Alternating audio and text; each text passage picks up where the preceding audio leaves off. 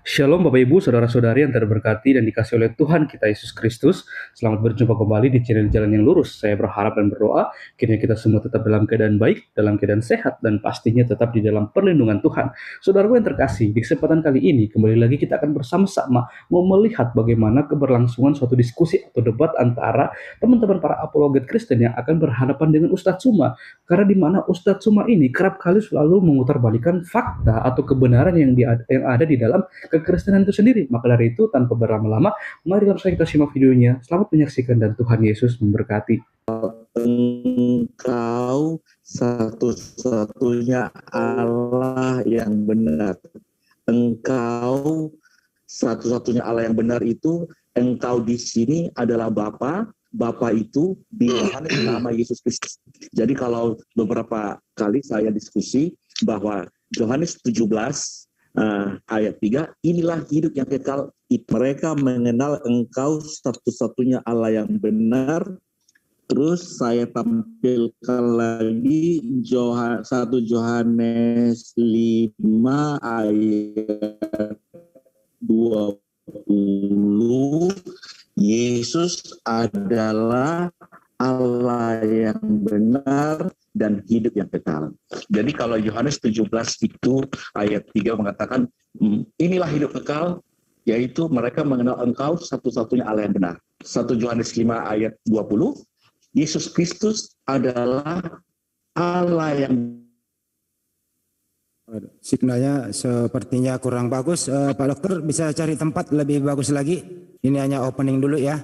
Jadi sambil Anda standby mendengarkan opening statement dari Bang Joma, silakan cari signal yang benar biar bagus kedengarannya. Kira-kira pembukaannya Yohanes 17:3 Bang Joma, silakan di opening statement dari Bang Joma, silakan. Baik, Bismillahirrahmanirrahim. Dengan menyebut nama Allah yang Maha Pemurah lagi Maha Penyayang. Alhamdulillah, malam ini kita membahas tentang esensi pencipta langit dan bumi. Al-Quranul Karim menerangkan Bismillahirrahmanirrahim, la tudrikuhul absar wa huwa yudrikul absar wa huwa al-latiful khabir. Bahwa ketika Al-Quran bercerita tentang pencipta langit dan bumi ini, dia tidak dapat dicapai oleh penglihatan mata. Sedang Dia dapat melihat segala yang kelihatan, dan dialah yang maha halus lagi maha mengetahui. Lalu kemudian terkait dengan Allah juga diterangkan di dalam Al-Quran surah Al-Hajj ayat 63. Alam tara anna Allah anzala minas sama' ma'an fatusbihu ardu mukhdarrah. Innallaha latiful khabir. Jadi ketika berbicara tentang esensi Allah, tentang hakikat Allah, Allah selalu mengatakan bahwa sesungguhnya Allah itu maha halus lagi maha mengetahui. Jadi banyak dalil kemudian di dalam Al-Quran yang menerangkan bahwa Allah itu maha halus. Quran surah Luqman ayat 16 juga menerangkan innallaha latiful khabir. Allah itu maha halus lagi maha mengetahui. Al-Ansab ayat 34 juga menerangkan kayak begitu. Innallaha kana latifun latifan khabir. Allah itu maha lembut lagi maha mengetahui. Asy-Syura ayat 19, Allahu latifu bi ibad yadzuku man yasha wa huwal qawiyyul aziz. Allah maha lembut terhadap hamba-hambanya, dia memberi rezeki kepada yang dikehendakinya, dan Allah yang maha kuat lagi maha perkasa. Lalu kemudian hampir setiap malam Jumat kita membacakan surah Al-Mulk. Salah satu ayat dalam surah Al-Mulk itu juga menerangkan ala ya'lamu man khalaqa wa huwal latiful khabir. Apakah Allah yang menciptakan itu tidak mengetahui yang kamu lahirkan atau yang kamu rahasiakan atau yang kamu sembunyikan? Dan dia maha halus lagi maha mengetahui. Jadi ketika kita berbicara mengenai pencipta langit dan bumi yang esa, dialah esensi hakikat yang berdiri sendiri. Jadi kemudian Al-Quran menerangkan dengan sangat valid ya di dalam surah Al-Ikhlas, walam yakul lahu kufuwan ahad. Allah tidak ada sesuatu yang setara dengan dia. Jadi kalau setara saja tidak ada, apalagi menjadi kembar atau menjadi ada makhluk yang adalah dirinya sendiri. Analogi sederhananya begini. Allah itu, Tuhan pencipta langit dan bumi itu adalah sendiri. Dia tidak dua, dia tidak tiga, apalagi lebih dari itu. Nah, dia sendiri, tidak punya awal, tidak punya akhir. Ketika kemudian dia ingin dikenal, dia ingin menyatakan diri, maka dia harus menciptakan makhluk agar dia bisa menyatakan diri.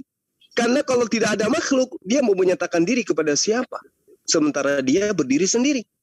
Maka kemudian Allah itu menciptakan makhluknya agar kemudian makhluknya itu mengenal esensi sang pencipta, sang khalik. Maka Allah kemudian menyatakan diri. Nah, di sini terkadang orang yang punya akal lemah, yang hanya memiliki kekuatan doktrin di dalam beriman, beragama, seakan-akan pernyataan menyatakan diri itu, Allah itu harus nuzul menjadi nyata dalam perspektif fana biologis, nampak oleh mata. Padahal yang dikatakan menyatakan diri di situ adalah Allah kemudian menciptakan apa yang dia kehendaki untuk menyatakan dirinya bahwa dirinya itu wujud, bahwa dirinya itu ada. Kalau dia tidak menciptakan, maka dia tidak akan menyatakan diri. Kenapa dia tidak menyatakan diri? Karena dia tidak menciptakan. Buat apa dan siapa yang bisa mengatakan bahwa nyata Allah itu ada kalau ciptaan itu nggak ada? Nah, jadi kemudian ketika para nabi itu diutus, dia mengajarkan kepada seluruh manusia, dia mengajarkan kepada kaumnya masing-masing bahwa dia adalah pernyataan Allah kepada manusia. Kenapa umat Islam itu beriman kepada Yesus? Kenapa umat Islam itu beriman kepada kenabian beliau? Kenapa umat Islam itu kemudian mengimani bahwa beliau itu adalah Rasulullah? Karena dengan adanya Yesus datang ke atas muka bumi, bukti Allah sedang menyatakan diri kepada Bani Israel melalui perantaraan mukjizat-mukjizat yang diberikan kepada Nabiullah Isa alaihissalam. Al-Quran menerangkan begini. A'udzubillahi minasyaitonirrajim. Wa idz qala Allah ya Isa bin Maryam, a anta qulta linnas? Wahai Isa, anak laki-lakinya manusia bernama Maryam, adakah engkau mengajarkan kepada manusia, kepada Bani Israel, kepada orang-orang Kristen agar mereka menyembah kepadamu? Fakhizuni, menyembah kepadamu. Ya, menyembah kepadaku atau kepadamu. Ilahaini min dunillah. Sembahlah aku, ya, dan juga ibuku, wa ummi, kalau nggak salah begitu ayatnya ya di surah Al-Maidah. Apakah engkau pernah mengatakan kepada manusia, sembahlah aku Yesus dan juga sembahlah ibuku Maria? Ilahaini min dunillah. Ya, selain daripada Allah. Apa yang diterangkan kemudian Nabiullah ketika dia datang kepada Bani Israel? Qala subhanaka ma yakunu li an aqula ma laysa li bil haqq. Dia menerangkan kemudian, dia menerangkan kepada Allah, aku tidak pernah mengatakan sesuatu yang bukan hakku untuk aku katakan. Lalu apa yang dikatakan kepada Bani Israel? Ma qultu lahum illa ma amartani bi an i'budullah rabbi wa rabbakum. Maka kemudian jangan heran para sahabat kalau di dalam kitabnya teman Kristen itu bertaburan dalil pernyataan Yesus kalau dia mengajarkan kepada Bani Israel menyembah hanya kepada Allah. Markus 12:29, Matius 22 nomor 31, Matius 4 nomor 10, Yohanes 17 nomor 3. Banyak dalilnya yang menerangkan bahwa hidup kekal itu adalah menyembah hanya kepada Allah semata dan mengimani dia sebagai utusan Allah. Sekira begitu para sahabat yang dimuliakan oleh Allah. Silakan. Oke, terima kasih Bang Juma. Silakan tim Kristen yang mau mewakili. Selain Dr. Adi ada lagi nggak yang lain? Topiknya adalah siapa sih Tuhan yang esa itu atau siapa sembahan yang esa itu? Silakan. Tema punya Son tuh, Son suruh naik tuh. Ya, silakan. Silakan selain Dr. Adi ada lagi yang lain? Kalau enggak disambung sama Dr. Adi dulu sambil menunggu yang lain. Silakan Dr. Adi. Atau yang lain silakan. Oke, Dr. Adi, silakan. Baik, ini lagi hujan di sini. Jadi terima kasih. Kalau saya sama Pak Ustadz Juma udah sering diskusi dan debat di sini, memang Yesus itu seturut dengan firman-Nya Yohanes 17 ayat 3 sama 1 Yohanes 5 ayat 7, Yesus itu adalah satu-satunya Allah yang benar dan hidup yang kekal. Tentang pernyataan Pak Juma bahwa Yesus itu adalah utusan, ya, Yesus adalah utusan atau nabi di dalam iman Kristen atau di dalam Bible itu adalah penyampai firman. Jadi pada zaman dahulu kala Allah menyampaikan firman melalui nabi-nabi manusia yang ada di dunia ini khusus untuk orang Israel, bangsa Israel. Dan bangsa Israel menolak, tidak menerima sama sekali. Lalu pada akhir zaman Allah mengutus anaknya, yaitu Yesus, untuk menyampaikan firman. Artinya sebagai penyampai firman atau nabi. Jadi istilah penyampai firman itu di dalam Bible adalah nabi. Jadi kalau semua nabi-nabi mulai Musa sampai Maliaki telah ditolak, akhirnya Allah mengutus anaknya untuk penyampai firman. Jadi Musa mengatakan Allah itu Esa. Bangsa Israel menolak dan tidak mau tahu. Mereka masih menyembah berhala. Yosua, Daniel, Yeremia, nabi-nabi lain juga mengatakan Allah itu Esa. Ditolak juga. Karena semua nabi-nabi penyampai firman yang berasal dari manusia ditolak, akhirnya Allah mengutus anaknya, yaitu Yesus. Atau Allah turun sendiri jadi manusia, menyampaikan diri, menjadi dalam rupa, sekalipun dia adalah Allah, dalam rupa manusia dia menyampaikan firman. Makanya, apa yang telah dikatakan Nabi Musa, Allah itu, apa yang telah dinamakan Allah, nabi-nabi yang lain, Allah itu Esa, Yesus menyampaikan itu juga. Menyampaikan itu. Tetapi Yesus tetap ditolak, bahkan dibunuh. Dan akan dibangkitkan pada hari ketiga. Seperti yang disaksikan Yesus sendiri atau yang diajarkan Yesus sendiri kepada murid-muridnya. Tertulis di Matius 16 ayat 21, Markus 8 ayat 31, Lukas 9 ayat 22. Yesus mengatakan kepada murid-muridnya bahwa dia akan dibunuh tetapi akan bangkit pada hari ketiga. Itu perkataan Yesus kepada murid-muridnya. Dan murid-muridnya saat itu tidak mengerti kenapa Yesus mengatakan bahwa dia dibunuh dan bangkit dari antara orang mati pada hari ketiga. Tertulis di Yohanes 20 ayat 9. Dan itulah makanya Yesus selagi di dunia itu telah menjadi manusia.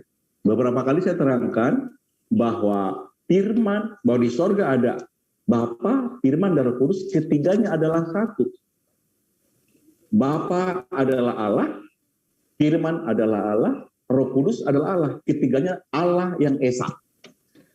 Karena semua nabi-nabi yang menyampaikan firman, yang menyampaikan pesan Allah ditolak bangsa Israel, akhirnya firman yang adalah Allah telah menjadi manusia. Itulah Yesus. Bukti dia menjadi manusia adalah dilahirkan oleh manusia. Tertulis di Matius 1 ayat 18 sampai 25. Disunat pada hari ke-8. Tertulis di Lukas 2 ayat 21. Dibaptis. Tertulis di Matius 11 ayat 17. Dan banyak lagi momen-momen, peristiwa-peristiwa Yesus berlaku lazimnya seperti manusia. Jadi setelah pada zaman dahulu kala Allah mengutus nabi-nabi yang berasal dari manusia ditolak, akhirnya Allah mengutus anaknya yaitu Yesus. atau dirinya sendiri atau Allah turun dari sorga untuk menyampaikan firman dalam rupa manusia. Itu pun ditolak, dibunuh, tapi pada hari ketiga dibangkit dan dia menampakkan diri kepada murid-murid. Pertama kepada Maria dan Maria Yohana, dan dikatakan sampaikan pesan kepada murid-murid yang 11 karena Yesus telah bangkit seperti yang pernah dikatakannya. Kenapa 11? Karena Yudas Iskariot telah gantung diri, telah menyesal karena Yesus dihukum mati. Lalu setelah bertemu dengan murid-muridnya, Yesus memberi perintah, memberitakan firman atau Injil ke seluruh bangsa. Jadi ceritanya dulu hanya untuk orang Israel. Buktinya Matius 11 ayat 24, aku diutus hanya untuk orang Israel. Matius 10 ayat 5 dan 6, aku akan diutus, Yesus mengutus 12 murid kepada bangsa Israel. Tetapi di Matius 28:16 sampai 19:20, murid yang 11 diutus kepada seluruh bangsa. Markus 16 ayat 14, 15, 20 untuk seluruh bangsa. Bahkan di Matius 24 ayat 14 bahwa Injil ini harus diberitakan ke seluruh bangsa, maka kesudahannya akan tiba kesudahannya. Jadi akhir zaman akan datang setelah Injil diberitakan ke seluruh dunia. Soal diterima atau tidak diterima bukan masalah, yang penting diberitakan dulu. Inilah keyakinan saya, kenapa saya katakan Yesus satu-satunya Allah yang benar. Dasar saya Yohanes 17 ayat 3 dikaitkan dengan 1 Yohanes 5 ayat 20. Sekian, terima kasih. Ya, Baik. silakan banyak, Pak. Iya, mungkin Dinda Tahta mau menanggapi yang ini. Silakan Dek, Bang Handi, biar beliau yang ini sedikit. Nanti kalau misalnya dari Kristen ada yang ini, baru kita sambut lagi.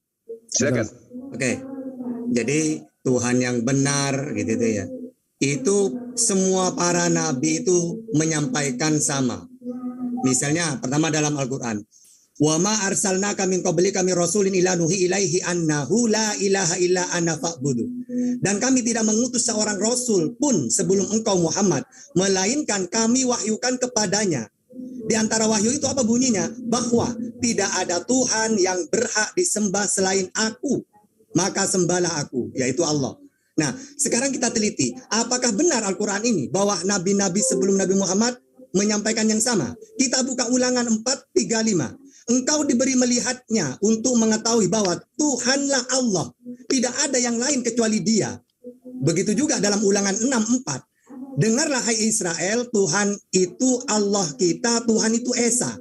Ya, ini Musa. Begitu juga Daud. Ya, Daud di dalam Samuel 7:22. Sebab itu engkau besar ya Tuhan Allah. Sebab tidak ada yang sama seperti engkau dan tidak ada Allah selain engkau menurut segala yang kami tangkap dengan telinga kami.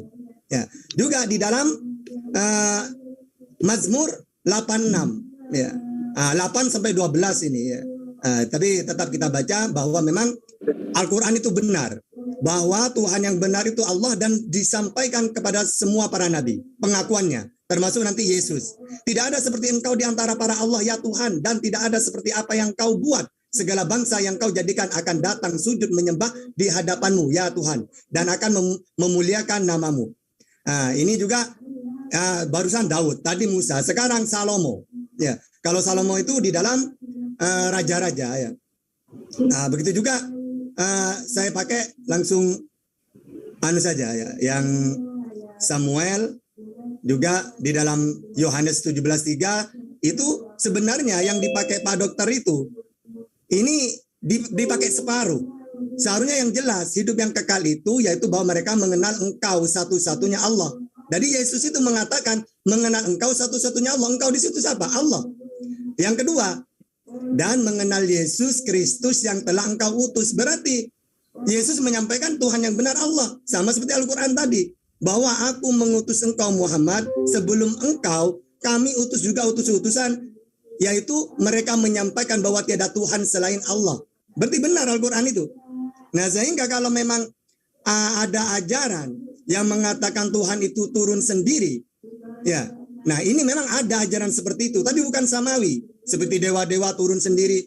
Nah, kalau Yesus ini sesuai Yohanes 3:34, barang siapa yang diutus oleh Allah, maka tugas dia penyampai firman Allah. Nah, Yesus penyampai enggak? Ternyata dalam Yohanes 12:50 itu diterangkan bahwa segala firman yang kusampaikan kepadaku telah kusampaikan kepada mereka. Apa yang aku sampaikan sesuai apa yang aku dengar. Berarti Yesus ini penyampai, sama seperti Musa, sama seperti Nabi Muhammad.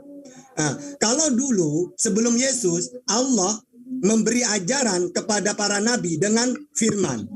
Nah, Yesus juga ternyata iya, segala firman kan gitu. Berarti sama dengan Nabi Muhammad. Wa ma yantiqu anil hawa in huwa illa wahyu yuha. Jadi Yesus, Muhammad, Musa sama. Mereka menyampaikan firman Tuhan gitu loh ya. Bukan Tuhan turun sendiri. Gitu. Mungkin itu saja dulu, Bang Jumat. Ya. Tolong yang lain baru masuk, tolong di-mute ya. Ada teman Kristen selain Dokter Adi? Boleh berbicara kok. Topiknya siapa Tuhan yang Esa itu? Silakan. Kalau belum ada teman Kristen boleh kok Henry saya. Kalau mau berbicara, silakan Dokter Adi. Lanjut dulu, katanya kalau si Amson berisik tempatnya, nanti dia nyusul. Oke. Dokter Adi monggo. Baik, Pak Ustadz Tata ya. Jadi Pak, Yohanes 17 itu harus dibaca utuh dan dipahami secara utuh. Tertulis di situ, inilah hidup yang kekal itu, yaitu bahwa mereka mengenal Engkau satu-satunya Allah yang benar dan mengenal Yesus Kristus yang telah Engkau utus. Engkau satu-satunya Allah yang benar itu tertulis di Yohanes 17:1 itu Bapa, bukan Allah Subhanahu wa taala. Jadi Bapa satu-satunya Allah yang benar. Saya sudah terangkan itu di beberapa kali diskusi bahwa Engkau di sini adalah Bapa, bukan yang lain. Karena Yohanes 17:1 berbunyi, demikianlah kata Yesus, lalu ia menengadah ke langit dan berkata, Bapa, telah tiba saatnya permuliakanlah anakmu, supaya anakmu mempermuliakan engkau. Jadi engkau di situ Bapa. Ayat 2, sama seperti engkau telah memberikan kepadanya kuasa atas segala yang hidup. Demikian pula ia akan memberikan hidup yang kekal kepada semua yang telah engkau berikan kepadanya. Ini percakapan Yesus dengan Bapa. Ayat 3, inilah hidup yang kekal itu, yaitu bahwa mereka mengenal engkau satu-satunya Allah yang benar dan mengenal Yesus Kristus yang telah engkau utus. Jadi engkau di sini jelas Bapa. Dan di ayat Yohanes 17 ayat 6 dikatakan, aku telah menyatakan namamu kepada semua orang yang engkau berikan kepadaku dari dunia. Mereka itu milikmu dan engkau telah memberikan mereka kepadaku dan mereka telah menuruti firman.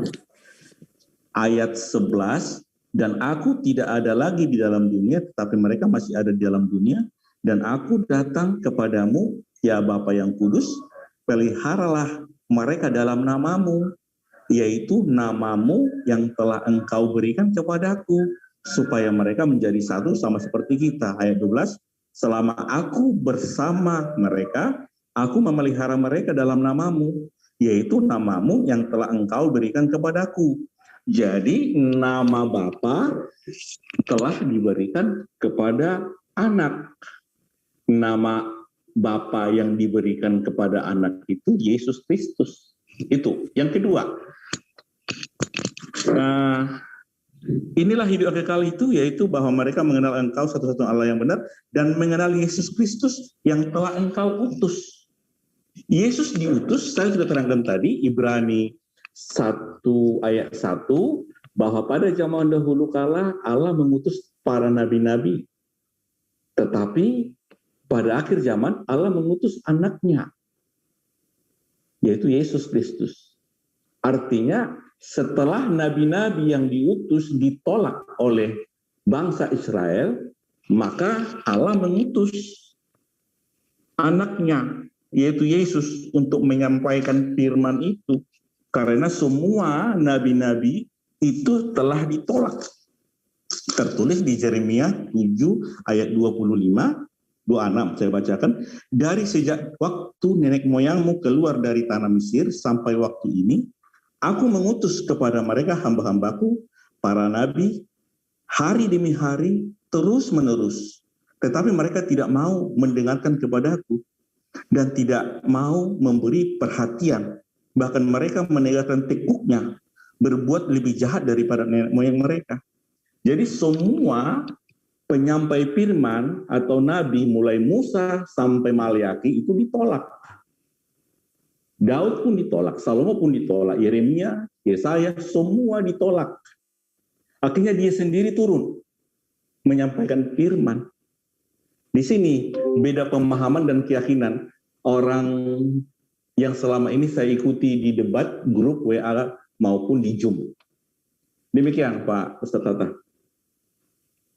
Terima kasih Pak Adi. Jadi teman-teman yang baru masuk Pak Abdon, topik malam ini Pak Abdon, boleh Anda menanggapi nanti siapa sih Tuhan yang esa itu atau siapa sembahan yang esa itu. Sebelum ke Pak Abdon, kembali ke tim Muslim siapa aja, silakan. Saya sedikit, Ya. Dinda Tahta. Saya ingin tanya kepada kawan kita, Pak Dokter, ya, supaya kita itu tidak ngambang gitu ya. Tidak abu-abu, tidak ambigu di dalam kemudian menetapkan satu konsep iman yang tidak berkesesuaian dengan data dalil.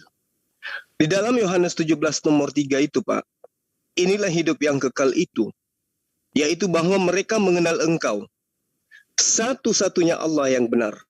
Engkau satu-satunya Allah yang benar.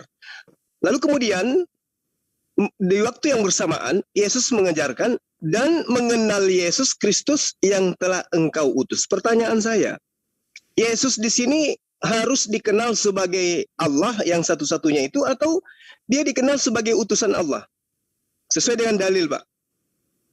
Hidup kekal itu mengenal Engkau satu-satunya Allah yang benar dan mengenal Yesus Kristus yang telah Engkau utus. Berarti ada dua objek yang ingin dikenal di sini. Satu adalah Allah yang Bapak katakan Bapak. Yang kedua adalah Yesus yang adalah utusan. Pertanyaan saya kepada Pak Dokter, Yesus di sini dikenal sebagai Bapak atau sebagai utusan Bapak untuk memperoleh hidup yang kekal? Silakan, Pak.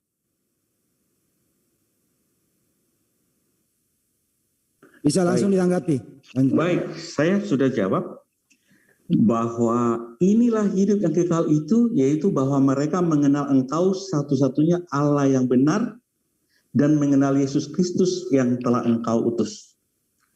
Ya, maksud saya begini, maksud saya Yesus ini mau dikenal sebagai utusan atau dia juga masuk sebagai Bapa yang katanya satu-satunya. Kok kalau Yesus gabung kan artinya bukan satu-satunya tapi dua, Pak.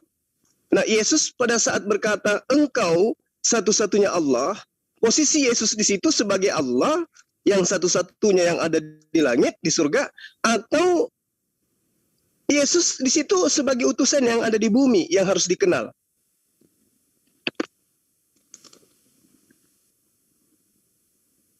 Sederhanakan begini, ketika Yesus itu di bumi, dia itu adalah utusan Tuhan dan dia adalah manusia. Itu yang Yesus minta untuk dikenal. Kenapa? Karena ketika Yesus datang kepada Bani Israel, Bapa sendiri yang mengatakan tadi, ditolak. Bahkan Yesus ketika datang pun ditolak. Nah, orang yang menolaknya ini harus mengenal Yesus itu sebagai Bapa, Hasem, Yotefafe, atau sebagai utusan Bapa. Karena Yesus mengatakan, hidup kekal itu adalah mereka, Bani Israel, mengenal Engkau satu-satunya Hasem, satu-satunya Allah, ya, satu-satunya Bapa, Tuhan, dan mereka Bani Israel juga wajib hukumnya mengenal aku sebagai utusanmu. Jangan menganggap aku ini anak haram, anak zina, anak yang akan direbus di neraka di dalam tinjak mendidih.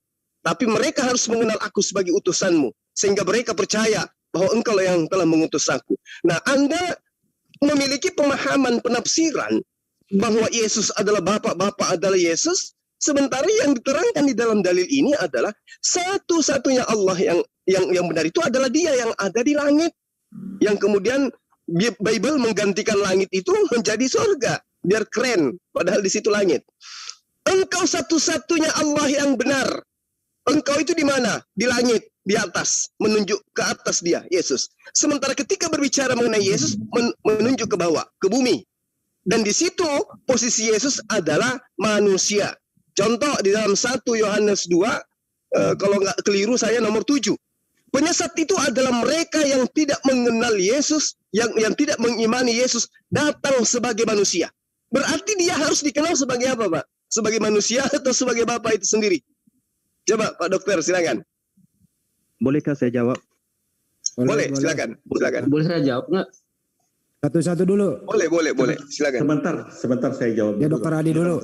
Jadi Pak Juma, saya sebenarnya bukan menerjemahkan, tapi hanya menunjukkan ayat, kan?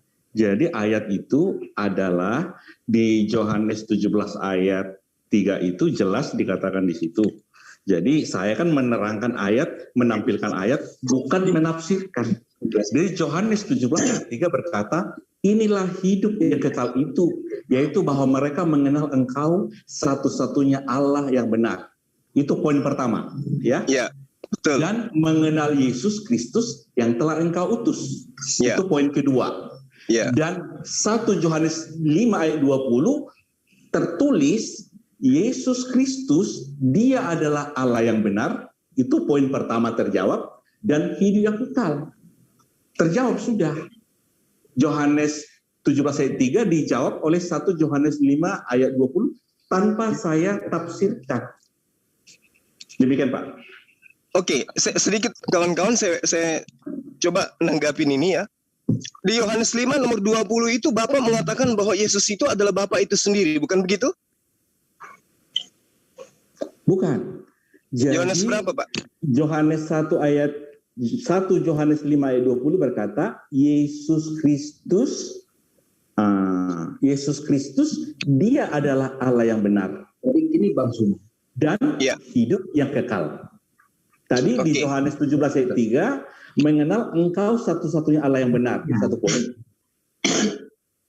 Di 1 Yohanes 5 ayat 20 bahwa Yesus adalah Allah yang benar. Lalu mengenal Yesus Kristus yang telah Engkau utus. Itu poin kedua. Oke. Bahwa yang kekal itu adalah Yesus Kristus. Dia adalah Allah yang benar dan hidup yang kekal. Oke, baik. Oke. Tolong yang noise. Oke, Tolong Pak Dokter. Ya, yang lain di mute. Oke, Pak Dokter, saya ingin tahu dari Pak Dokter ini. Di dalam 1 Yohanes 5 ini yang berkata di sini siapa, Pak? Yesus atau penulisnya? Firman Tuhan itu di Bible itu semua firman itu ditulis oleh penulis atas ilham Allah. Dari mana Bapak tahu?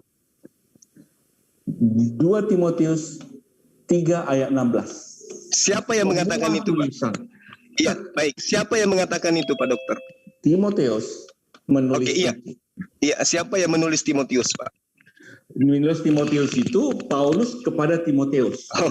Oke. Nah, sekarang dari mana kemudian Bapak mengatakan bahwa tulisan 1 Yohanes 5 ini itu adalah ilham dari Tuhan? Tertulis di 2 Timotius tadi. Karena ini kepercayaan saya. Itu betul, Pak. Itu betul. Segala sesuatu yang diilhami oleh Tuhan itu pasti benar. Nah, sekarang dari mana Bapak tahu bahwa yang dituliskan dalam 1 Yohanes 5 ini diilhami dari Tuhan? Di 1 Yohanes 1 ayat 1 tertulis, saya bacakan, apa yang telah ada sejak semula, yang telah kami dengar, yang telah kami lihat dengan mata kami, yang telah kami saksikan, dan yang telah kami raba dengan tangan kami tentang firman hidup. Itulah yang kami tuliskan kepada kamu. Oke, berarti yang penyampai firman di sini adalah pengarang penulis Yohanes ya, bukan Yesus ya, Pak ya? Semua tulisan itu atas ilham Allah. Ada 40 orang penulis, seluruhnya itu atas ilham Allah. Ya, itu meski tanpa pembuktian. Jadi gini, Pak. Ketika Bapak mengatakan 1 Yohanes 5 nomor 20 ini adalah pembuktian untuk kemudian menghapuskan apa yang diajarkan oleh Yesus tentang hidup kekal, saya yakin sekali bahwa Anda tidak menyadari adanya pertentangan dalil. Ini kontradiksi yang sangat nyata, Pak. Saya buktikan, coba kita urai. Akan tetapi kita tahu, kita ini adalah penulis kitab Yohanes, bukan Yesus. Bahwa anak Allah ini maksudnya adalah Yesus, telah datang dan mengaruniakan pengertian kepada kita, supaya kita mengenal yang benar, dan kita ada di dalam yang benar. Di dalam anaknya, Yesus Kristus, dia adalah Allah yang benar dan hidup yang kekal. Ini pernyataan penulis atau pengarang Yohanes. Nah, lalu kemudian di dalam data yang kita sebutkan tadi, ini adalah pernyataan Yesus. Ya, ini adalah pernyataan Yesus. Kenapa dikatakan ini adalah pernyataan Yesus? Karena Yesus sendiri yang menerangkan di dalam penjabaran daripada apa yang diterangkan oleh penulis. Demikianlah kata Yesus. Lalu Yesus menengadah ke langit dan berkata, Bapa, telah tiba saatnya. Nah, lalu kemudian di dalam poin yang tadi, inilah hidup yang kekal itu. Apa hidup kekal itu? Bahwa mereka mengenal Engkau, satu-satunya Allah yang benar. Nah, kalau Yesus mengatakan satu-satunya, berarti sudah tidak ada yang lain, Pak. Nggak ada yang lain. Meskipun 1000 berjuta, 4 juta, 5 juta orang mengatakan bahwa Yesus itu adalah Allah yang kekal, tapi kalau Yesus sendiri mengatakan satu-satunya Allah yang benar itu adalah Dia yang ada di langit, tidak ada yang bisa membantah itu, kecuali Bapak bukan pengikutnya Yesus. Karena Yesus mengatakan, kalau kau percaya kepada Aku, kamu akan melakukan, kalau kau mengasihi Aku, kamu akan percaya kepada perkataan-perkataanku. Tidak ada diterangkan dari mulutnya Yesus, kalau kau percaya kepada Aku, kalau kau mengasihi Aku, kamu akan percaya kepada perkataan-perkataan Yohanes. Itu tidak pernah diterangkan oleh Yesus seperti itu. Tapi yang Yesus katakan adalah, di dalam Yohanes 14:1 perikop, jika kau mengasihi Aku, jika kau percaya kepada Aku, engkau akan mendengarkan perkataan-perkataanku. Nah, ini perkataan Yesus, Pak. Yohanes 17 nomor 3 yang Anda tunjukkan tadi itu adalah perkataan pengarang. Kira-kira yang valid yang mana? Satu-satunya Allah yang benar adalah Engkau yang telah mengutus Aku, Yesus, dan mereka Bani Israel mengenal Aku sebagai utusanmu. Jadi kalau Bani Israel mengatakan asyhadu alla ilaha illallah wa asyhadu anna Yesus Rasulullah, maka mereka akan mendapatkan hidup yang kekal. Itu konsep, Pak. Itu bahasa Arabnya begitu. Jadi kalau kemudian Anda menabrakkan pernyataan Yesus dengan pernyataan pengarang, nah ini yang saya katakan, Al-Quran menerangkan dengan valid, Pak. Ya, jangan tertawa dulu, jangan tertawa dulu. Karena memang Yesus itu menerangkan bahwa akan ada pertentangan-pertentangan, bahwa akan ada orang-orang yang menyusupkan pengajaran-pengajaran ke dalam ajarannya. Oleh karena itulah kemudian Al-Quran menerangkan dengan sangat valid. Wala talbisul haqqa bil batil wa taktumul haqqa wa antum ta'lamun. Dan janganlah kamu campur adukkan apa yang hak dan yang batil, dan jangan kamu sembunyikan yang hak itu sedang engkau mengetahui. Ini seruannya Bani Israel. Nah, sekarang kalau kita identifikasi, Pak, kitab terjemah yang Bapak bacakan ini, apa betul itu tulisan murid Yesus atau Bapak hanya mengambil dari terjemahan? Terjemahan toh. Boleh saya jawab? Itu pasti. Oke, silakan. Saya jawab dulu sebentar ya. Jadi Adinda Tahta sabar ya. Sebentar ya. 1 Yohanes 5 itu Pak Ustaz Juma kan mengetahui bahwa itu kata penulis, betul? Betul, ya. Betul. Itu bukan perkataan Yesus, betul. Betul. Jadi Yohanes 17 ayat 1, demikianlah kata Yesus. Lalu ia menegada. Ini Yesus yang menulis atau penulis Yohanes yang mengatakan demikian kata Yesus? Oke, ini beda, Pak. Penulisnya sedang menceritakan perkataan Yesus. Beda. Kalau yang di dalam 1 Yohanes 5 itu, penulisnya sedang berbicara tentang apa yang dia inginkan. Bukan perkataan Yesus. Coba Bapak telah. Akan tetapi kita tahu bahwa anak Allah telah datang dan telah mengaruniakan pengertian kepada kita. Supaya kita mengenal yang benar. Dan kita ada di dalam yang benar. Di dalam anaknya Yesus Kristus. Ini tidak sedang berbicara, tidak sedang menyampaikan perkataan Yesus, sabda Yesus, tapi sedang menceritakan tentang apa yang dia tahu tentang Yesus. Nah, sekarang valid mana beritanya? Perkataan Yesus atau jawab. perkataan penulis? Saya jawab, kan 1 Yohanes 1 tadi saya sudah baca, apa yang telah ada sejak semula yang telah kami dengar, yang telah kami lihat dengan mata kami sendiri, yang telah kami saksikan, dan yang telah kami raba dengan tangan kami tentang firman hidup, itulah yang kami tuliskan kepada kamu. Lalu 1 Yohanes 5 ayat itu, semua tulisan itu kan diilhamkan oleh Allah, mereka tuliskan. Saya bacakan di 1 Yohanes 5 ayat 20, ayat 19, kita tahu bahwa kita berasal dari Allah dan seluruh dunia berada di bawah kuasa si jahat. Akan tetapi kita tahu bahwa anak Allah telah datang dan telah mengaruniakan pengertian kepada kita, supaya kita mengenal yang benar, dan kita ada di dalam yang benar, di dalam anaknya, Yesus Kristus. Dia adalah Allah yang benar dan hidup yang kekal. Jadi sama-sama ditulis oleh penulis. Gitu, Pak Juma. Oke, baik. Sedikit lagi. Saya Di jawab dalam sedikit. Yohanes, Nah, apa yang Pak tadi sebutkan, disebabkan orang Islam dia tak faham apa maksudnya firman Tuhan yang diilhamkan. Saat Tuhan dia mengilhamkan kepada orang yang diilhami, itu bermaksud Tuhan menyatakan sesuatu. Dia boleh berasal dari gambaran, vision, tanda, mimpi, mukjizat, perkara gaib, profesi, ramalan, semua tu, ya. Apa yang Tuhan berinteraksi dengan manusia, menyatakan kepada manusia, mereka diilhami. Oleh itu orang-orang yang diilhami memahami dan mereka menyalinkan, dan terjadilah firman Tuhan yang diilhamkan. Oleh itu seluruh kitab adalah the inspired word of God. Firman Tuhan yang diilhamkan. You tak boleh petik, oh hanya ini sebutan Yesus, itu sebutan Paulus, itu sebutan Yohanes. Bukan macam tu, ya. Seluruh perkara mereka orang-orang yang diilhamkan. Okey, sekian. oke, saya tanya kepada Anda ini. Yesus menerangkan menurut penulisan daripada penulis Yohanes. Segala firman yang engkau sampaikan kepadaku, kata Yesus, telah kusampaikan kepada mereka. Nah sekarang saya ingin tahu dari rekan-rekan kita Kristen ini ya, sebelum ke Adinda Tahta. Yang dituliskan kemudian oleh Paulus, terlalu jauh itu ya, terlalu kelihatan nanti. Yang dituliskan kemudian pengarang Yohanes di dalam 1 Yohanes 5 ini, itu firman yang diterima oleh Yesus, ya, kemudian disampaikan Yesus kepada mereka, atau ada oknum lain yang menyampaikan pemberitaan kepada mereka. Silakan. Kalau Yesus yang menyampaikan firman, berarti Yesus pernah mengatakan hal itu, bahwa aku adalah Allah yang kekal. Di mana Yesus pernah mengatakan aku Allah yang kekal?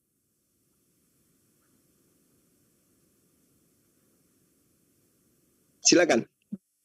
Baik. Halo, selamat malam semua. Oke, silakan Pak. Ya, malah Pak Abdon. Habis Dokter Adi baru Pak Abdon. Dokter Adi dulu. Biarin sekalian kata Bang Juma, mau sekalian 3 lawan 1, 4 lawan 1. Bukan, jangan dibilang 3 lawan 1. Enggak, langsung aja. Enggak. 3 lawan 3. 3 lawan 3 Pak Abdon. Jangan dibilang-bilang begitu. Ya udah, ya dicabut. Sama Juma. Ya Pak, Jadi 3 gini. lawan 3. Ya, gini. Ya, silakan dulu Dokter Adi menanggapi, nanti habis ini Pak Abdon. Bentar. Saya jawab Ya, dulu. silakan. Saya jawab dulu. Ya, silakan. Jadi gini. Juma tidak mengenal firman. Jadi agak sulit menerangkan tentang firman. Esensi hakikat itu, dengar dulu. Esensi hakikat Allah itu bisa kamu rujuk kepada dirimu sendiri. Oke? Anda mengatakan utusan, Anda mengatakan Bapa itu, Anda mengatakan anak, itu sebutan. Ya. Enggak, kita fokus ke Yesus, Bang, jangan asumsi. Ya, Yesus, ini saya cerita Yesus dong, ajaran Yesus yang Anda yang bawa ke sini, jangan bawa ajaran gereja. Apa yang Yesus katakan tentang dirinya itu yang Anda jabarkan. Tunggu. Anda tidak kenal apa ajaran Yesus. Aduh. Tunggu dulu. Santai gini. Tadi kan bahasa Inggris mau ngomong, gitu loh. Jadi gini. Anda bicara Tuhan. Tuhan itu Esa. Oke? Ya, memang betul. Jika Tuhan itu Esa, berarti ada satu. Ya, cuma satu. Oke. Jika satu adalah ada. Ya. Jika tidak ada adalah kosong. Ya. Oke. Terus? Anda sudah tahu. Ya. Dalam rupanya, dalam keterbatasan matamu, Allah itu datang ke hadiratnya dalam rupanya manusia agar Anda bisa lihat. Aduh, ajaran dari mana itu? Santai. Dan para nabi, tunggu dulu ya. Jadi kita harus tidak bisa memisahkan Kamu tidak bisa berdiri sendiri. Saya kemarin udah ngomong. Al-Quran itu tidak bisa berdiri sendiri. Ingat tuh. Kok bisa? Iya. Coba Kenapa kamu bisa? cabut semua Taurat dan Injil, apa isi Quran? Apa isi Quran? Oke, ambil semua. Hilangkan semua. Apa yang ada di dalam Al-Quran yang isinya Torah? Ambil semua namanya milah Ibrahim itu. Kenapa bisa? Ambil semua cerita tentang Isa Al-Masih. Bagaimana kalau saya katakan juga perjanjian lama itu diambil dari perjanjian baru? Bisa nggak? Sudah, perintah Tuhan ada di situ. Hanya dua perintah Yesus. Yang mana? Kasihanilah Tuhan Allahmu, kasihanlah sama manusia. Oke, berarti Anda boleh menyembah selain daripada ilah Abraham dong ya? Saya hanya menyembah Yesus. Tidak ada yang lain. Oke. Nah, di situ dia. Tunggu dulu. Tanpa. Kalau asumsi Bang, mending yang lain. Tunggu. Aku nggak suka asumsi nggak suka saya. Anda sudah dewasa ya. Anda harusnya berbicara tentang Yesus berdasarkan perkataan Yesus nih. Jangan berdasarkan perkataan iman gereja. Dengar dulu. Oke ya. Jika Anda belajar tentang firman, Anda harus merujuk kepada awal mula jadi. Tahu mula jadi awal-awal dari penciptaan. Oke. Ini sok mendikte. Jadi bukan. Jangan sok mendikte. Firman itu apa Bang? Bang saya ingin tahu sama Anda dulu, Abdon. Tunggu dulu. Anda mengatakan tentang firman. Firman itu apa? Saya tanya sama Anda, firman itu apa? Firman itu Yesus. Dari mana Anda tahu firman itu Yesus? Di mana dikatakan firman itu Yesus? Di mana dalilnya? Firman itu apa?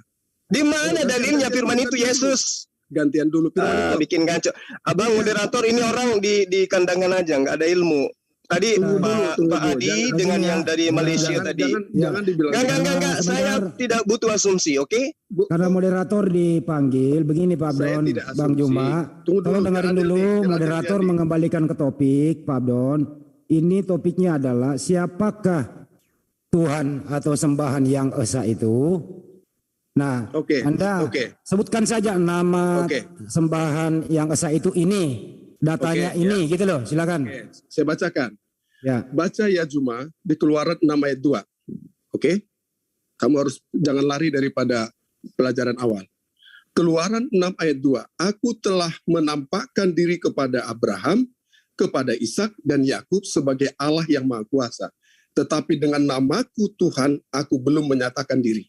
Pada zaman waktu Nabi Abraham, Yakub dan lain-lainnya pada Nabi itu, Allah belum menyatakan diri. Oke? Ketika dia telah datang ke dunia ini, dia menyatakan dirinya. Akulah dia. Paham kan?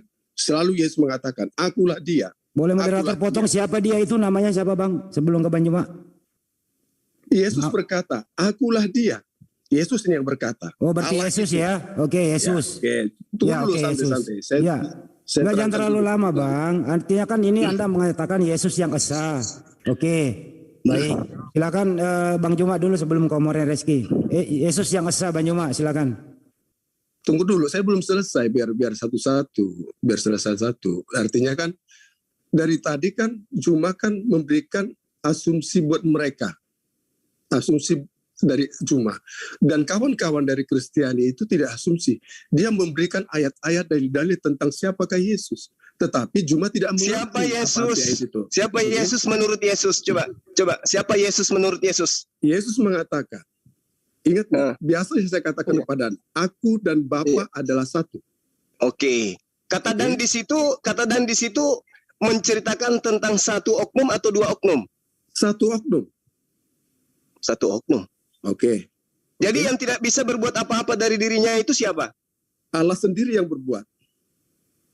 Jadi Allahmu, Bapakmu itu nggak bisa berbuat apa-apa dari dirinya sendiri. Yesus mengatakan aku tidak bisa berbuat apa-apa, berarti itu yang mengatakan itu Bapa atau siapa? Yesus mengatakan bahwa dia yang mengatakan tentang kealahan itu. Tidak ada apa berarti Bapa itu tidak bisa berbuat apa-apa dari dirinya sendiri. Yesus mengatakan di dalam dirinya mengatakan aku tidak bisa berbuat apa-apa. Artinya segala perbuatan Yesus adalah perbuatan Allah itu sendiri. Berarti Bapa itu sendiri tidak bisa berbuat apa-apa dari dirinya sendiri gitu. Bisa berbuat di dalam diri Yesus. Tanpa Yesus tidak bisa berbuat apa-apa. Udah. Jadi Bang Juma. Anda sekarang mengatakan tentang keesaan Tuhan. Ini yang tidak bisa berbuat apa-apa siapa? Anda mengatakan Yesus Sudah, atau Bapa. Anda mengatakan Bapa Yesus satu. Nah sekarang yang tidak bisa berbuat apa-apa itu siapa? Yesus mengatakan Loh, itu coba lihat cara Anda menjawab. Yesus mengatakan, saya tanya sama Anda, yang tidak bisa berbuat apa-apa dari dirinya sendiri itu siapa? Oke, saya kasih ya, dengar nih. Jika aku nih, Abdon siapa itu menyebut nama. Kalau ditanya siapa berarti nama yang diminta. Jangan Boleh saya rame-rame ucap kamu. sesuatu? Jangan rame-rame. Dengerin dulu. Sabut satu-satu ya. Pak Abdon terlalu lama berbicara. Kita kasih yang lain dulu Isinya ya. kosong, percuma, habis waktu. Kamu nggak bisa jawab. Ya, kamu Pak Abdon, maaf saya mute, terlalu lama berbicara. Berbagi sama yang lain ya Pak Abdon. Bukan, tunggu dulu. Kalau dengan saya kamu orang terlalu banyak cerita sih. Kamu Enggak, ditanya. asumsi. Bukan asumsi. Apa pula asumsi? Saya tanya sama, dengarkan pertanyaan saya. Saudara Abdon yang saya hormati, dengarkan. Yang mengatakan dengan mulutnya sendiri tidak bisa berbuat apa-apa dari dirinya sendiri itu siapa? Sudah, saya jawab. Ya. Saya jawab. Yang menyatakan bahwa dirinya, Yesus mengatakan aku tidak bisa berbuat apa-apa dari diriku sendiri, artinya perbuatan Yesus adalah perbuatan Bapa. Semua yang ada dilakukan oleh Yesus adalah Dia. Pertanyaan banyak minta nama doang Pak Abdon.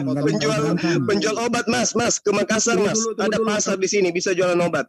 Kalau mau. Tunggu dulu. Di Kejadian 1 ayat 26 dengerin dulu. Aduh, masuk lagi di kitabnya agama lain. Kamu cuma sampai kapan pun kamu nggak mengenal Allah. Udah. Aduh. Saya berani pastikan Udah. Yang lain Stop dulu ya, yang lain dulu Pak Tunggu Abdon. dulu, saya jangan dipotong-potong dulu kalau saya Nah, Pak ngomong. Bang Juma cuma minta nama loh. Yesus. Ya Yesus udah, jadi Yesus tidak bisa. Udah Anda standby dulu, Bang Juma. Yang tidak bisa berbuat apa-apa adalah Yesus. Silakan Bang Juma ditanggapi. Saya terangkan dulu biar tahu artinya. Ya nggak usah, Bang Juma nggak minta diterangkan. Bang Juma nggak minta diterangkan. Tadi saudara bawa dalil.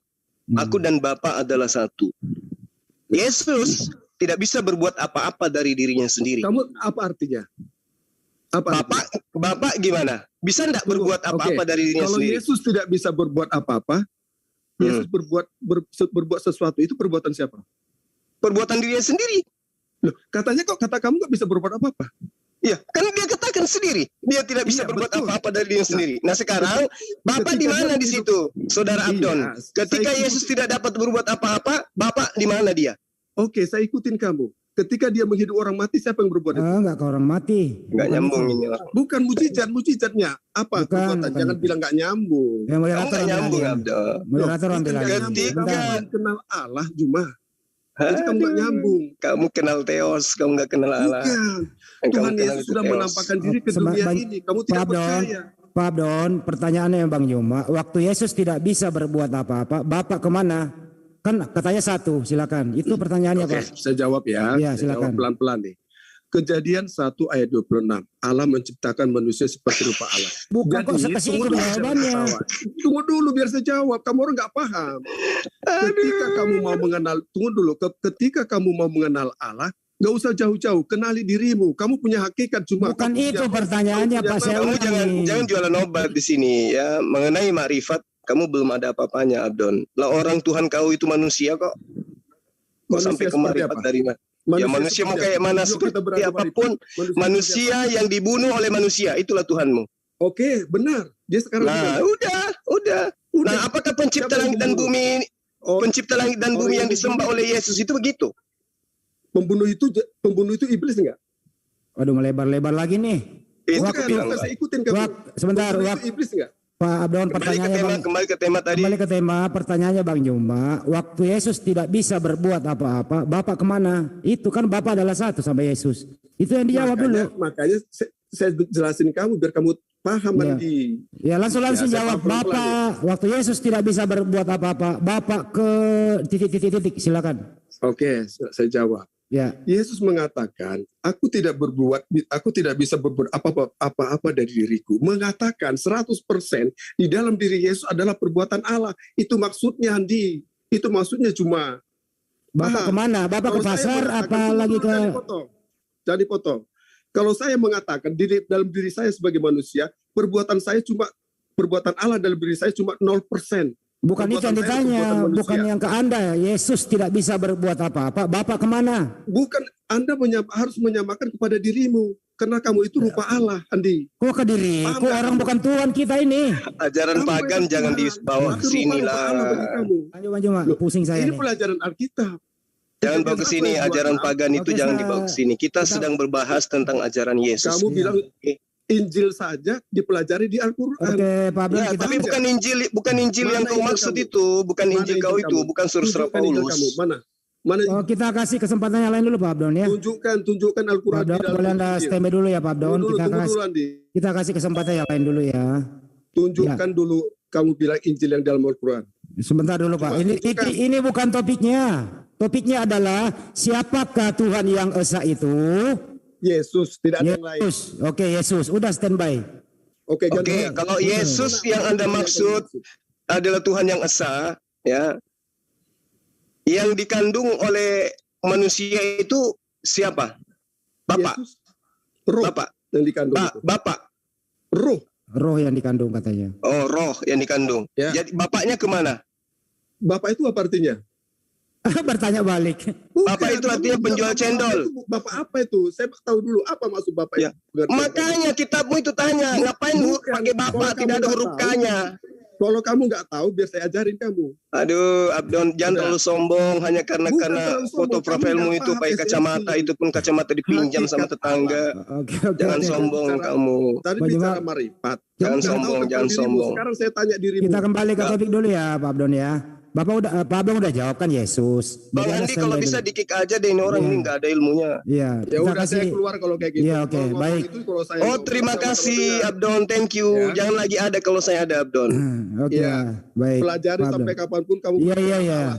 Oke, baik. Umat terjemahan nggak bisa membedakan antara Yesus dengan dirinya sendiri. Yesus itu manusia. Diam. Terjemahan. Oke Pak Abdon. Ya, kalau gantian ya. Kamu nggak ngerti cuma. Iya, gantian Pak Abdon ya. Anda standby dulu. Tuhanmu itu loh, pretelin dulu Tuhan kau itu. Mana Allah kamu? Mana Allah kamu? Oke, standby dulu Pak Abdon. Kata Allah aja curi dari Al-Quran, mana Allah. Pak Abdon standby dulu ya Pak Abdon ya. Oke, baik. Ke tim muslim lagi tuh dulu tuh. Ada More Reski dari tadi. Silakan More. Oke, terima kasih. Saya keluar aja. Yo, thank you. Enggak diusir loh ya, enggak diusir. Silakan. Enggak diusir, saya ngusir. Oh, diusir sama Bang Juma. Kalau kamu dengan saya cuma, kamu enggak apa-apanya. Udah Pak Abdon. Beli kolor. Udah Pak Abdon, ini live loh. Tunjukkan sikap Anda sebagai Kristen yang baik. Dia mengatakan Yesus. Diajarilah Kristen yang baik, Pak Abdon. Kamu kalau sedang menjelaskan tidak asumsi, saya hargai. Habis itu kamu asumsi, kau katakan orang itu nggak ngerti. Di situ keliru gitu loh. Saya nggak asumsi, Abdon. Saya nggak asumsi, Abdon. Mananya yang saya asumsi? Yesus mengaku utusan. Salah nggak? Apa arti firman? Enggak ke situ pembicaraannya, topiknya ini malah. Meong. Saya kembali. Udah, kamu keluar. Kamu bikin Zoom sendiri. Terus aja jemaahmu di sana. Jangan kau masuk di sini. Oke, baik. Saya kembalikan ke topik ya, Bang Juma. Siapakah Tuhan yang esa itu? Gitu ya. Baik, silakan More Reski dulu. Assalamualaikum warahmatullahi wabarakatuh. Waalaikumsalam warahmatullahi wabarakatuh. Saya tadi mendengar banyak hal ya. Mungkin saya ingin share screen dulu di sini. Ya, biar nggak asumsi ya. Kalau ngedongeng emang kayak Pak Abdun Sagala, saya punya nenek dan nenek saya sudah agak pikun ya. Kayaknya nenek saya lebih pandai gitu untuk mengarang seperti itu ketimbang Pak Abdun Sagala. Nah, di sini saya mau membuktikan dulu ya bahwa Yesus dan Bapa itu tidak satu. Ada di dalam Markus 16 ayat 32. Tetapi tentang hari itu, ini berbicara tentang hari kiamat. Yesus tidak tahu hari kiamat dan yang hanya tahu adalah Bapa yang tahu. Nah, diksi tersebut ada dalam Markus pasal 13 ayat 32. Tetapi tentang hari itu, suatu saat itu tidak seorang pun yang tahu. Malaikat-malaikat di surga tidak, dan anak pun tidak. Anak di sana berarti Yesus konteksnya. Anak pun tidak, hanya Bapa saja. Berarti ini dua oknum yang berbeda. Ketika kita berbicara dua oknum yang berbeda, maka itu tidak esa. Oh enggak, itu kan persatuan Tuhan, ini. Itu dalam doktrin Kristen. Mari kita melihat di dalam standar kebahasaan. Makanya sering saya bilang, Kristen itu agak menggelikan. Karena kenapa? Demi memenangkan doktrinnya, dia rela memperkosa kaidah keilmuan apapun sampai ke ranah bahasa yang paling banyak diperkosa. Di sini saya nggak akan lama-lama ngomong ya. Di sini saya merujuk kepada KBBI daring, langsung dari Kemendikbud.go.id. Di sini dalam daring KBBI dikatakan di sana, esa itu artinya apa definisinya? Yakni tunggal, satu, bersifat tunggal, tidak bersekutu, Tuhan yang maha kuasa konteksnya. Nah, jadi tidak bersekutu. Jadi kalau konsep ketuhanannya Kristen jelas tidak esa, tidak sesuai dengan kaidah kebahasaan, kecuali kalian punya bahasanya sendiri. Kamus Besar Bahasa Kristen Indonesia, ya monggo gitu. Tapi nyatanya orang Kristen masih mendompleng Kamus Besar Bahasa Nasional Indonesia, maka ikutilah kaidah bahasa yang baik dan benar gitu loh. Kalau nggak mau silakan kalian bikin kamus sendiri, namanya Kamus Besar Kristen Indonesia. Karena kenapa? Di dalam KBBI esa itu maknanya tunggal, satu, unity gitu loh, hanya satu gitu di sana. Ini dalam kaidah bahasa, kita berbicara kaidah bahasa dan saya tunjukkan ini buktinya, ada literasinya jelas gitu loh. Nah, memang tidak sesuai dengan dogma kalian ya. Ya memang kalian tidak pernah sesuai dengan cabang ilmu apapun. Ini kita bicara Boleh bahasa. saya menjawab? Boleh saya menjawab? Sebentar habis ini, dikit lagi. Kita ini bicara bahasa Indonesia, bukan bahasa Malaysia kita di sini. Ini yang saya pakai di sini KBBI ya, Kamus Besar Bahasa Indonesia gitu loh. Nah, kecuali kalian yang Kristen yang pakai bahasa Indonesia bikin kata lain di luar esa gitu loh. Karena kalau pakai definisi esa, ketuhanan Kristen nggak masuk gitu loh. Karena kenapa? Di sana tunggal, unity, tidak bersekutu, gitu loh. Oke ya, itu jawaban saya. Silakan kalau mau dibantah, tapi sesuai dengan kaidah bahasa. Saya nggak menerima asumsi, apalagi dogmatika, karena saya anti dogma orangnya. Silakan, terima kasih. Wassalamualaikum warahmatullahi wabarakatuh. Sekarang saya menjawab ya. Assalamualaikum warahmatullahi wabarakatuh. Silakan Bro Hansen. Menjawab ya. Ya, siapa Tuhan yang esa itu ya? Oh, macam ni. Tadi kawan tu kata menurut kepada kamus ya. Tetapi Alkitab itu ayat suci. Ayat suci kena berdasarkan apa yang ayat suci menekankan. Sebab dulu belum ada kamus, belum ada etiologi, belum ada linguistik semua. Oleh itu kamu tak boleh berdasarkan kamus pada hari ini, linguistik atau etiologi. Okey? Kami kena berdasarkan... Sebentar, Bu Indri ditutup aja camnya, Bu Indri. Lanjut. Ya, kami kena berdasarkan apa yang ayat suci menekankan. Tadi abang sendiri kata, esa itu adalah unity. Apa maksudnya unity dalam bahasa Melayu dan bahasa Indonesia? Unity itu bermaksud bersatu. Kalau satu-satu saja, you tak boleh bersatu. Bersatu bermaksud kamu bersatu dengan sesuatu. Itu telah bukan hanya satu-satu saja. Sedangkan kamu sendiri kata unity. Esa juga memberi maksud ya, seperti dalam Islam ya, dia kata tauhid. Tauhid itu oneness. Oneness tu Inggeris lah kan. Inggeris tu macam mana? Satu tu one. Oneness tu macam mana? Misalnya kami kata weak. Weak itu lemah. Weakness itu kelemahan. So kalau one itu satu, oneness itu kesatuan. Kesatuan itu adalah tunggal. Tetapi dalam satu itu ada bentuk jamak. Faham tak? Oleh itu unity, unification adalah bersatu. Kami mesti bersatu dengan sesuatu. Baik, jadi esa itu bersatu ya? Ya, kemudian saya nak beri sedikit ini aja dulu. Esa itu bersatu menurut Anda ya? Ya. Oke, dibantah dulu sama teman Kristen. More silakan. Esa itu bersatu, More. Silakan. Bukan esa itu bersatu. Dalam maksud unity itu bersatu.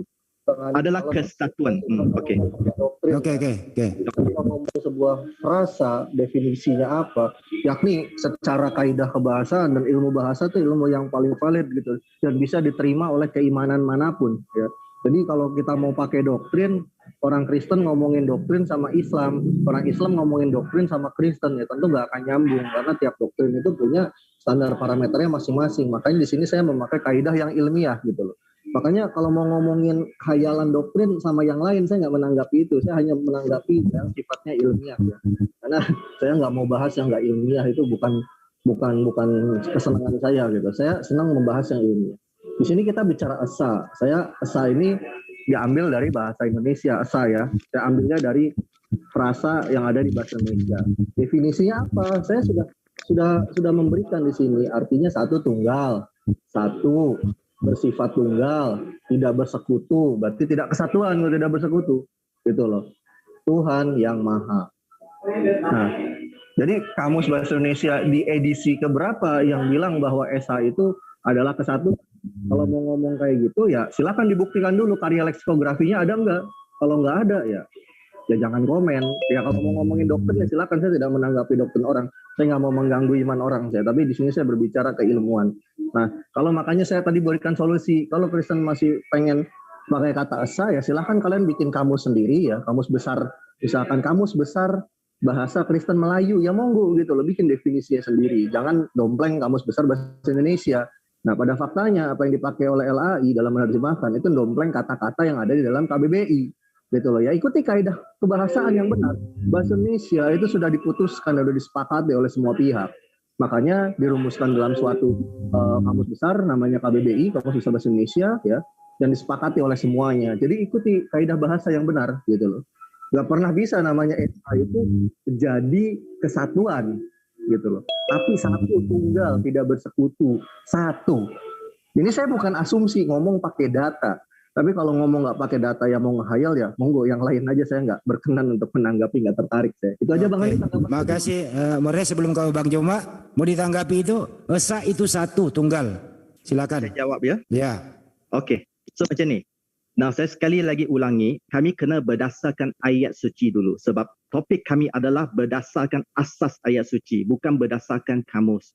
Kamus belum wujud di zaman ayat suci dituliskan. Oleh itu dalam penekanan yang tadi abang kata esa tu, itu cuma menterjemahkan apa ayat suci mengatakan ehad. Ehad dalam ayat suci menekankan apa? Kejadian 1 ayat 5, dia ada 3 keadaan. Misalnya tengah hari, malam dan siang. 3 keadaan yang berbeza, jamak dijadikan 1 hari, ehad. Kemudian kejadian 2 ayat 24, Adam dan Hawa, 2 manusia yang berasingan, 1 lelaki, 1 wanita. Dijadikan 1 jasad, ehad. Keluaran 36 ayat 13, ada Tuhan menyuruh Musa mengumpul kepingan-kepingan, jamak menjadikan 1 kemah, ehad. Itu adalah penekanan ehad yang kamu kata 1. Dan ada lagi 1 perkataan Ibrani yang menjelaskan 1, yaitu yahid. Yahid itu Bro Hansen, sebelum ke Bang Joma, menurut Anda pengertian esa itu apa? Ehad 1, tetapi 1 ada 2 jenis. Oh, 1 tapi ada 2 jenis. Baik, ya, terima kasih ya. Bang Joma silakan. Esa itu 1 tapi ada 2 jenis. Saya belum habiskan lagi, ada sedikit lagi. Ini aja dulu, pendek-pendek aja dulu. Habis ini nanti kembali ke Anda biar kalau orang Islam dia nak ucap, dia nak sampaikan ucapan. Dia boleh habiskan, tapi orang Kristen tak boleh macam tu bang, tak boleh kan? Okey, lanjut. Okey. So yahid itu dipakai sebagai 1 seperti apa? Seperti anak sulung. 1 peribadi, tak boleh digantikan. Itu mesti yahid. Itu 1 yang tak terganti.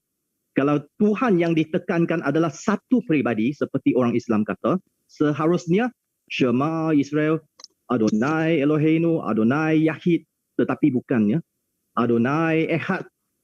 Kamu kena faham apa penekanan Ehad. Itu yang kita kata Esa. Okey, sekian. Sekian, makasih. Ustaz Tata, silakan. Terima kasih. Nanti dikit lalu Cak, sesudah nanti Cak Tata ngomong ya, tolong saya mintakan Sueb untuk ngejelasin dalam makna grammar Ibrani atau Medaber Ibrit, ehad itu apa. Nah, karena asumsi semua nih orang Malaysia satu ini. Iya, itu mantap. Aja, Iya, mantap itu. Habis ini Sueb. Ya, silakan Ustaz Tata. Oke, saya akan menanggapi mulai dari tadi itu Dr. Adi ya. Dia mengatakan bahwasannya pada zaman dahulu Allah mengutus nabi-nabi dan nabi-nabi tersebut diberi firman wahyu. Nah, terus kedua, nabi itu ditolak. Ingat, apa yang dilakukan oleh nabi-nabi terdahulu itu juga dialami oleh Yesus. Yesus juga menerima firman.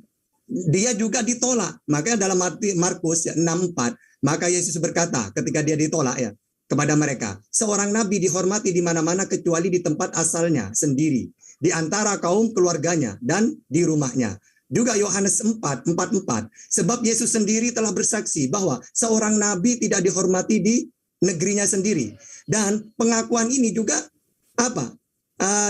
diakui oleh masyarakat atau kaumnya. Dalam Lukas 7:17, semua orang itu ketakutan dan mereka memuliakan Allah sambil berkata, seorang nabi besar telah muncul di tengah-tengah kita dan Allah telah melewat umatnya.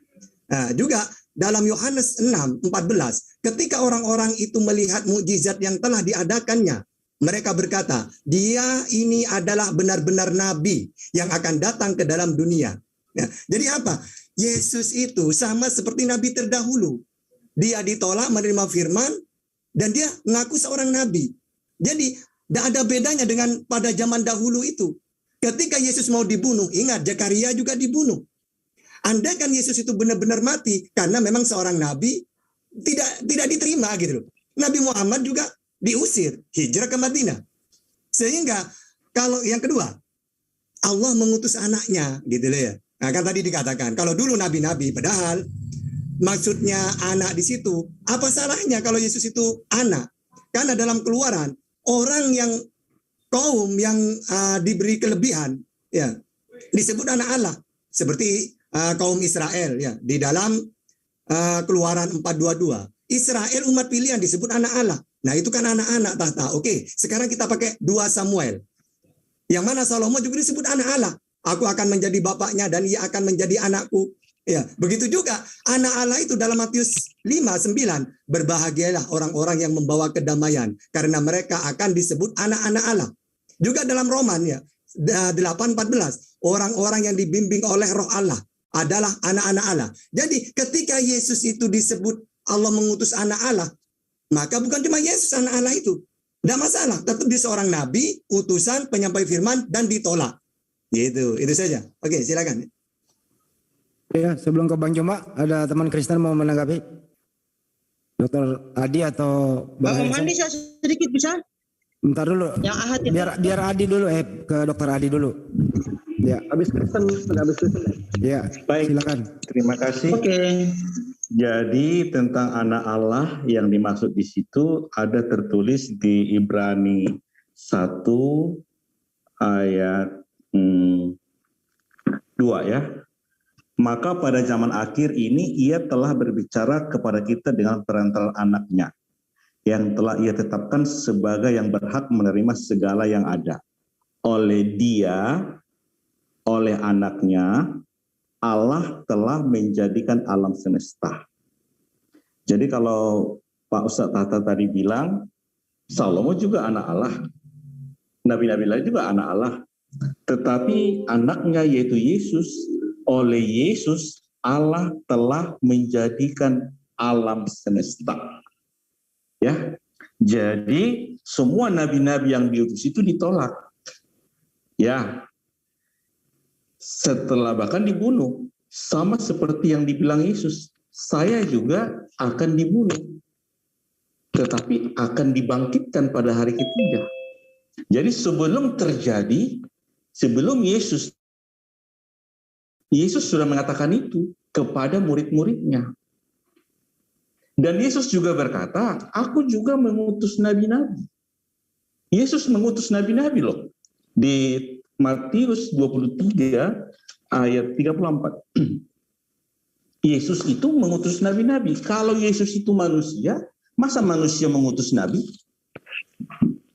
Matius 23 ayat 1, maka berkatalah Yesus kepada orang banyak dan kepada murid-muridnya dan katanya, ayat 34, sebab itu lihatlah aku mengutus kepadamu nabi-nabi, orang-orang bijaksana dan ahli-ahli Taurat. Separuh di antara mereka akan kamu bunuh dan kamu salibkan, dan yang lain akan kamu sesah di rumah ibadatmu dan kamu aniaya di kota-kota. Sebenarnya topik kita adalah siapakah Allah yang esa? Kami sudah jawab dengan data, dan data itu tertulis di Alkitab. Kalau Pak Ustadz Juma, Ustadz Tata semua yang Muslim menerjemahkan lain, silahkan, nggak masalah, nggak harus berdebat seperti Pak Abdon tadi. Dan itu ada tadi ahli bahasa menyelidiki kata-kata asli. Perkataan Yesus kepada yang menyelidiki itu tertulis di Yohanes 5 ayat 39 sampai 40 katanya, kamu menyelidiki kitab-kitab suci sebab kamu menyangka bahwa olehnya kamu mempunyai hidup yang kekal. Tetapi walaupun kitab-kitab suci itu memberi kesaksian tentang aku, namun kamu tidak mau datang kepadaku untuk memperoleh hidup itu.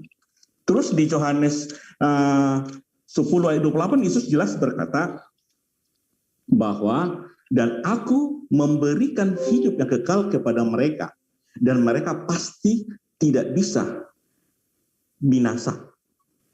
Aku memberikan hidup yang kekal kepada mereka, dan mereka pasti tidak akan binasa sampai selama-lamanya. Dan seorang pun tidak akan merebut mereka dari tanganku. Ini perkataan Yesus. Ada datanya. Jadi itu aku bilang topiknya udah jelas.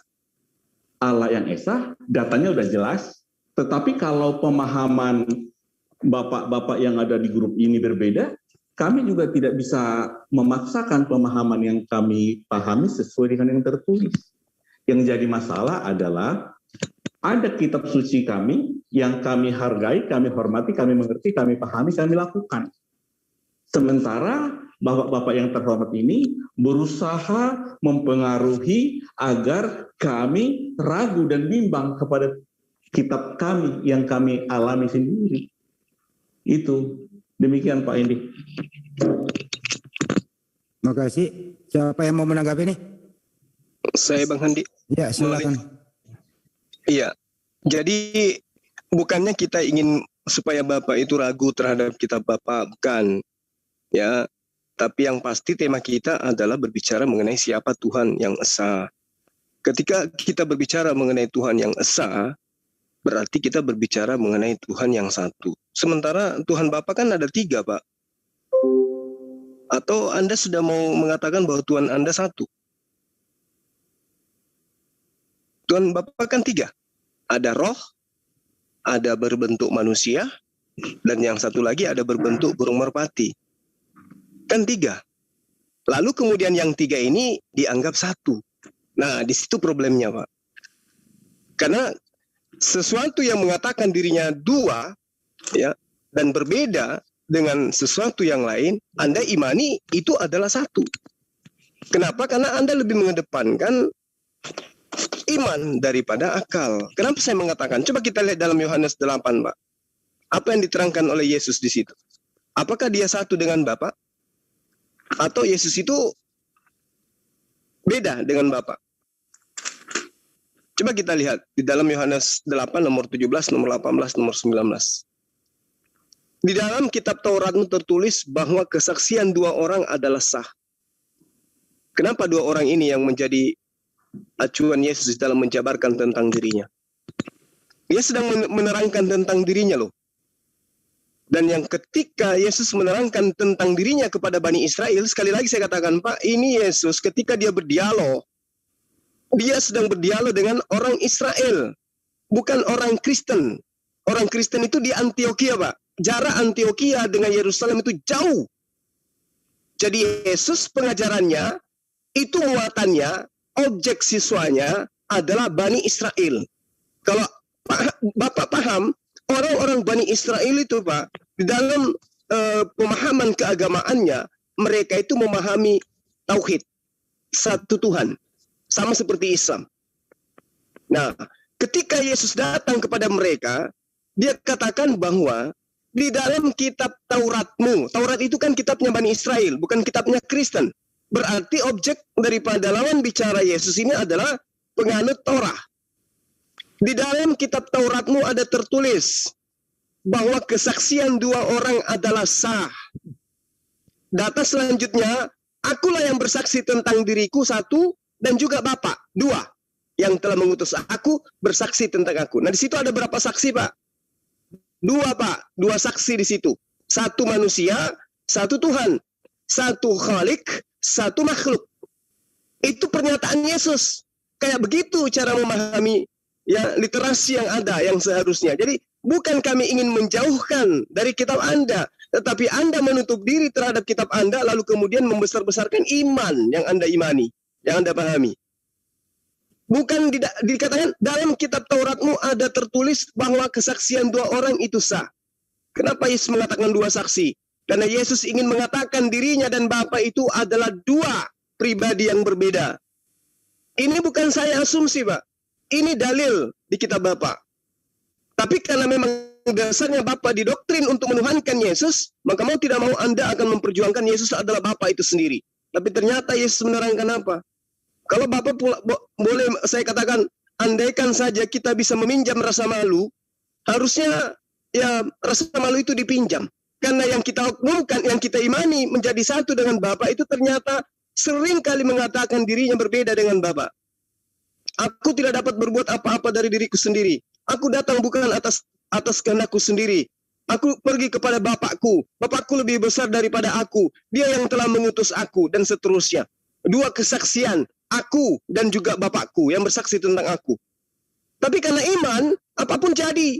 Jadi kita tidak perlu bergulat antara kata ahad dengan ehad, dengan wahid, dan seterusnya. Nggak perlu. Data-data yang sudah diterjemahkan aja itu sudah gamblang sekali dijelaskan di situ. Jadi ini bukan antara saya yang ingin menjauhkan Bapak dari kitab Bapak, tapi antara ajaran Yesus dan Bapak. Ini Yesus versus Pak Dokter. Gitu loh Pak. Yesus bertuhan ketika dia datang Pak kepada Bani Israel. Itu pasti. Yesus tidak mungkin adalah seorang ateis. Dia bertuhan. Dia menyembah kepada siapa? Menyembah kepada esensi tauhid satu Tuhan. Siapa dia? Dia yang disebut dengan sebutan Bapa. Itu. Lalu kemudian tadi saya ingat Bapak mengatakan Bapa itu bukan Allah Subhanahu wa taala. Bapak keliru. Tuhannya Yesus itu Pak adalah esensi yang maha suci lagi maha tinggi. Dalam bahasa Arabnya disebut Subhanahu wa taala. Itu. Kecuali kalau Anda ingin membawa konsep dari barat, Tuhan itu ternoda, lahir di kandang binatang, kemudian dibunuh oleh manusia, kemudian dia makan seperti manusia dan seterusnya. Yaitu dia tidak maha suci di situ, dia tidak maha tinggi. Kecuali Anda ingin menuhankan manusia yang tidak tahu kapan hari kiamat, betul, dia bukan Subhanahu wa taala. Tapi Tuhannya Yesus yang disembah dan yang mengutus Yesus itu maha suci lagi maha tinggi, yang kemudian dibahasa Arabkan Subhanahu wa ta'ala. Jadi sekali lagi, kalau Anda mengatakan Yesus itu adalah Bapa itu sendiri, tolong dibaca Yohanes 8 dengan baik, dengan menggunakan logika akal. Demikian sementara. Biasa saja jawabnya. Ya, silakan. Oke. Sampai sini ke Swed. Silakan. Apa maksudnya Esa yang orang Ya, itu dia Bapak Ibu, kita bersama-sama telah melihat serta menyaksikan bagaimana keberlangsungan atau keseruan suatu diskusi atau debat antara teman-teman para apologet Kristen yang berhadapan dengan seorang Ustadz Suma. Ya, dimana kalau kita melihat serta mendengar segala sesuatu yang dipaparkan oleh Ustadz Suma sama sekali tidak masuk akal, bahkan tidak ada di dalam kekristenan itu sendiri. Apalagi ketika dia membahas ayat-ayat Alkitab, di sini kita bisa melihat bahwa memang pada dasarnya Ustadz Suma ini dia hanya modal comot-comot ayat Alkitab tanpa dia mau membaca Alkitab tersebut dengan baik, dengan benar, bahkan menggunakan tafsiran-tafsiran yang mendukung ayat tersebut untuk mencari kebenaran di dalam firman Tuhan itu sendiri. Tapi pada dasarnya memang kalau kita melihat bagaimana Ustadz Suma ini memang ketika dia mau berdiskusi, mau berdebat, bukan untuk tujuannya untuk mencari kebenaran, ya kebenaran di dalamnya tidak, tapi dia hanya mau mencari suatu kesalahan yang pada dasarnya tidak ada kesalahan seperti itu ya. Ya kita tidak tahu apa maksud dan tujuan Ustadz Suma, tapi ya kita berdoa saja supaya firman yang selama ini diputarbalikan, firman itulah yang mempertobatkan dia seperti itu. Ya kita melihat bagaimana teman-teman para apologet Kristen ini mereka sangat luar biasa ya, sangat luar biasa yang dimana mereka bisa mematahkan setiap tuduhan-tuduhan liar, mematahkan setiap argumentasi daripada seorang Ustadz Suma, bahkan bisa menjawab setiap pertanyaan-pertanyaan dari Ustadz Suma dengan baik dan pastinya dengan bahasa yang sederhana sehingga kita mudah mengerti dan memahami dari apa yang disampaikan oleh teman-teman para apologet Kristen tersebut seperti itu. Kita bersyukur ya, ada pelayanan yang selalu dilakukan oleh teman-teman para apologet Kristen, para hamba-hamba Tuhan di melalui media sosial ini, yang dimana pastinya pelayanan ini tujuannya bukan untuk mencari salah atau benar, tapi kita mau bersama-sama mau meluruskan ya, meluruskan tentang pemahaman-pemahaman yang selalu saja disalahpahami, bahkan diputarbalikkan kebenarannya oleh teman-teman para polemikus, apalagi seorang Ustadz Suma ini ya. Seperti itu. Kalau kita mendengar atau kita melihat terkadang ketika dia berdiskusi dengan sesamanya, ya sesama atau seiman dengan dia lebih banyak membahas tentang kekristenan di dalamnya seperti itu. Itu kan aneh ya. Aneh. Kenapa dia tidak membahas atau mendalami tentang iman dan keyakinannya dia sendiri atau mempelajari tentang kitabnya sendiri seperti itu. Mendalami bukan tidak harus ketika dia berdiskusi dengan sesama dengan imannya harus membahas tentang kekristenan seperti itu ya. Ini sungguh tidak masuk akal seperti itu, tapi ya kita berharap kiranya melalui pelayanan teman-teman para apologet Kristen ini ya makin banyak orang yang dicerdaskan, pikiran-pikiran kita boleh dibukakan sehingga kita bisa melihat, membedakan mana yang benar, mana yang baik, mana yang pantas kita ikuti, atau mana yang pantas yang kita teladani seperti itu. Ya teman-teman, kita terus berdoa untuk teman-teman para apologet Kristen dimanapun mereka berada, kiranya dalam pelayanan mereka juga Tuhan terus memberkati mereka, bahkan setiap pergumulan mereka juga Tuhan terus campur tangan, mencukupkan segala sesuatu yang mereka perlukan, dan biarlah melalui kehidupan para teman-teman para apologet Kristen, Injil boleh diberitakan, banyak orang yang boleh mengenal, bahkan percaya kepada Tuhan Yesus sebagai satu-satunya Tuhan dan Juru Selamat dalam kehidupan mereka. Oke, Bapak Ibu, kiranya video ini boleh memberkati kita semua. Sampai berjumpa di video-video saya selanjutnya. Kiranya Tuhan Yesus memberkati kita semua.